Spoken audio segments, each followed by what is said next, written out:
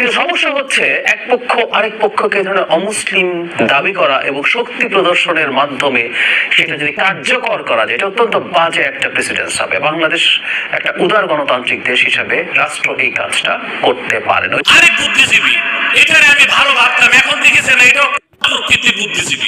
কত পয়সা পাইছো কাদিয়ানীদের কাছ থেকে? একবার বাঙালি মুসলমান রেড কার্ড দেখাই দিবে, বুদ্ধিজীবীগিরি তোমার পায়ুপথ দিয়ে বেরিয়ে যাবে। আমি সাবধান করে দিছি, বুদ্ধিজীবী কোনোদিন আমার হাতের নাগালে আসবে ও টাক মাথা ফাটাই দিব আমি ইনশাআল্লাহ। এটা বলছে কি জানেন?